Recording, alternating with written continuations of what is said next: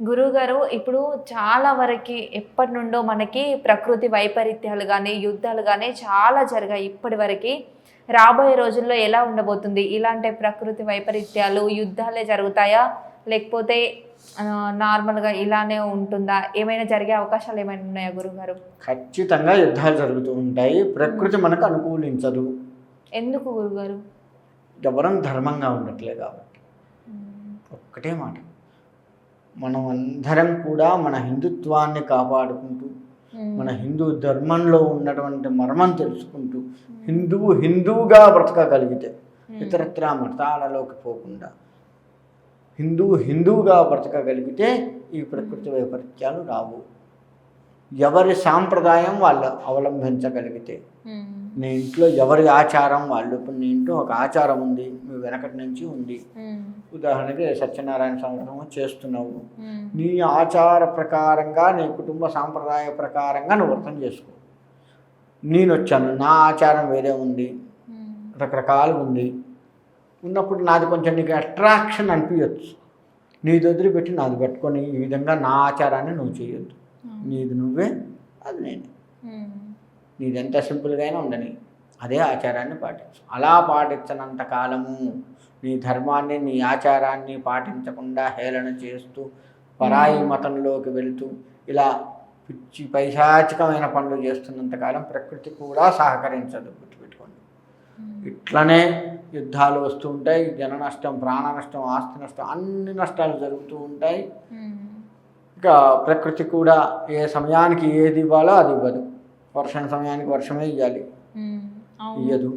ఎండకి ఎండే కాయాలి. మధ్య మధ్య 4 చినుకులు పట్టడం సహజం, అది వేరు. కాకుండా నిజంగా చెప్పాలి అంటే మన హైదరాబాదులో ప్రకృతి వైపరీత్యాల్లో ఈ మధ్య కాలంలో మన హైదరాబాద్లో లెక్క వేసుకుంటే ఎప్పుడూ మనం వినేది ఏంది, లోతట్టు ప్రాంతాలు జలమయమైనాయి. అవునా? ఫ్లైఓవర్ నీళ్లు నిలిచిపోవడం ఎక్కడ ఉందా? ఒక దగ్గర అయింది. ఫ్లైఓవర్ మీద అటోడు ఇటు, ఇటోడు అటు రాకుండా అయింది. ఫ్లైఓవర్ కట్టేదే హైట్లో కడతారు, ఉన్నదానికి చాలా హైట్లో కడతాం, కానీ అక్కడే నీళ్లు నిలిచాయి.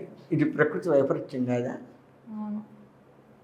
అండర్ గ్రౌండ్ ఏదో మునిగింది అంటే ఓకే, నువ్వు అండర్ గ్రౌండ్ కంటే మామూలు గ్రౌండ్ కంటే కూడా హైట్లో ఉన్నది నీకు రాకపోకలకు ఇబ్బంది అయిందంటే దీన్ని వర్షం చినుకు పడటతోనే అటు జారిపోవాలి.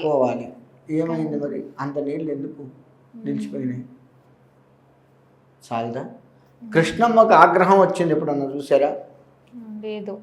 2 సార్లు వచ్చింది. మొన్న ఈ మధ్య చంద్రబాబు నాయుడు పరిపాలనలో ఒకసారి వచ్చింది, అంతకుముందు ఒకసారి వచ్చింది. మరి ఇవన్నీ ప్రకృతి వైపరీత్యాలు కాదా? అంటే నువ్వు జలాన్ని, ఒక నదిని పవిత్ర భావంతో చూస్తే ఆమె కూడా చల్లగా ఉంచుతుంది. నువ్వు ఒక నదిని ఒక నీళ్ళలాగా చూస్తున్న పరాయి దేశం వాడు నదిని భగవత్ స్వరూపంగా కాకుండా ఉత్త నీళ్ళలాగా చూస్తున్న పరాయి దేశం వాడి నదులు ఎంత సౌందర్యంగా ఉంటాయో చూడటానికి. మన దగ్గర నదులు, నది దగ్గరకు పోవాలంటే భయం అవుతుంది. పూజిస్తున్నామని చెప్తాం మనం, ఇంకా నదిని ఆగండిస్తాం. మరి అన్నీ మనం చేసే సాంప్రదాయ పద్ధతి ఐదంతమంది. మరి ప్రకృతి ఎందుకు నీకు సహకరించాలి? వర్షం పడే టైంలో వర్షమే ఎందుకు ఇవ్వాలి? పంట నష్టం కాకుండా జాగ్రత్తగా వర్షం ఎందుకు పడాలి? మనం దేనిని ఎలా పూజించాలి, మనం ఏ సాంప్రదాయంలో ఉన్నామో, దేనికి ఏ మర్యాద ఇవ్వాలి తెలియన్నాడు ప్రకృతి నీకు ఎందుకు సహకరించాలి? సహకరించాల్సిన అవసరం లేదు. అదే జరుగుతుంది వాళ్ళ కాలంలో. సింపుల్గా చెప్పాలి అంటే నదిని నది తీరాన గౌరవించాలి. ఇవాళ నిజంగా చెప్తున్నాను, హైదరాబాదే కాదు ఇతరత్రా చోట్ల, భద్రాచలం పక్క నేను ఫోటోలు కూడా చూపిస్తాను, తీసుకుపోయి డైరెక్ట్ చూపిస్తాను. భద్రాచలంలో కూడా డ్రైనేజ్ నదిలో కలుపుతున్నారు. మరి అది ఒకప్పుడు చేశారా ఈ పని? ఒకప్పుడు ఇంత అపార్ట్మెంట్లు ఉన్నా కింద గొయ్యి తీసి ఆ డ్రైనేజ్ మొత్తం అందులోకి వెళ్ళేటట్టు చేసి, అది ఓవర్ఫ్లో అయితే తీసుకొచ్చి వాడు బాగు చేసి దాన్ని శుభ్రపరిచి మనకి ఇబ్బంది లేకుండా చేసి వెళ్తారు వాళ్ళు. మరి ఇవాళ మనం చేసేది ప్రతిదీ డ్రైనేజ్ నదుల్లో కలుపుతుంటే మరి ప్రకృతి విరుద్ధం చేయట్లేదా? ఇవన్నీ కాదా వైపరీత్యాలు. ఎవరింటి ముందు వాడు గొయ్యి తీసుకుని డ్రైనేజ్ దాంట్లో పంపించుకోలేరా? ఓపెన్ డ్రైనేజ్ అని చెప్పి పంపించి వాళ్ళు మూసి ఒకప్పుడు తాగేది, ఇప్పుడు దాని పక్క నుంచి ఒక గంట సేపు ప్రశాంతంగా కూర్చోమని. గంట సేపు కాదు అసలు 5 నిమిషాలు అలా దాని పక్క నుండి వెళ్తేనే. అదే నది పక్కన సముద్రం పక్కన కూర్చో ఎంత బాగుంటుందో. ఇప్పుడు దాన్ని కూడా కలుషితం చేసి అక్కడ కూడా కూర్చోకుండా చేస్తున్నాం మనం. ఇదంతా ఏంది? మనం చేసే పనికి ప్రకృతి మనకు ఎందుకు సహకరించాలి? యుద్ధాలు లేకుండా ఎందుకు చేయాలి? ప్రకృతి వైపరీత్యాలన్నీ ఇట్లా ఆగం కావడానికి మనమే కారణం. మనం కారణమయ్యి దేవుణ్ణి నిందిస్తున్నాం. ఏంది కర్మ అనుకుంటున్నాం. ఇవన్నీ చూస్తే అర్థమవుతుంది. ప్రతి నది కూడా సముద్రంలో కలుస్తుంది, ప్రతి డ్రైనేజీ సముద్రంలో కలుస్తుంది. ఇప్పుడు ఈ సముద్రం దగ్గరకు పోగలుగుతావా ముందు భవిష్యత్తులో? అందులో బ్రతుకుతున్న జీవరాశులకు చక్కటి ఆహారాన్ని అందించిన వాళ్ళం అవుతున్నాం మనం. నదుల్లో కానీ సముద్రంలో కానీ అవి కూడా చనిపోతున్నాయి మన వల్ల. మరి ప్రతి జీవికి హాని చేస్తున్నావు నువ్వు చేసే పని. నీకు ప్రకృతి వైపరీత్యాలు రావద్దు అంటే ఎందుకు రావద్దు? నువ్వు ధర్మంగా ఉండగలిగితే అవి కూడా సహకరిస్తాయి. ధర్మం భగవత్ స్వరూపము, నదులు ప్రకృతి భగవత్ స్వరూపము. వీటికి నువ్వు ఈ విధంగా ఉండగలిగితే, నువ్వు నీ ధర్మాన్ని నువ్వు పాటించగలిగితే చక్కగా అవి నిన్ను కాపాడుతాయి. లేదు అంటే ఈ వైపరీత్యాలు ఉంటాయి. నేను హిందువుని, వాడేదో 1,00,000 రూపాయలు ఇస్తా అన్నాడు, క్రిస్టియన్లో జాయిన్ అయ్యా. ఇట్లాంటివన్నీ ఎవడు ఎక్కడ ఎట్లా ఉండాలో ఆ ధర్మాల్లో ఉండాలి, ఆ విధంగా మెసగలగాలి. అప్పుడే ప్రకృతి మనకు అనుకూలిస్తుంది.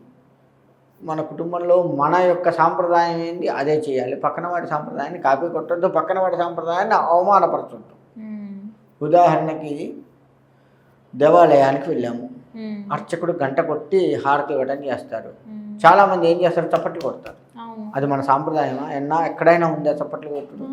నాకు మొన్న రీసెంట్గానే డౌట్ వచ్చింది. అంటే నేను ఎప్పుడైనా ఊర్లో వెళ్ళేదాన్ని, అక్కడ ఇదంతా తెలీదు.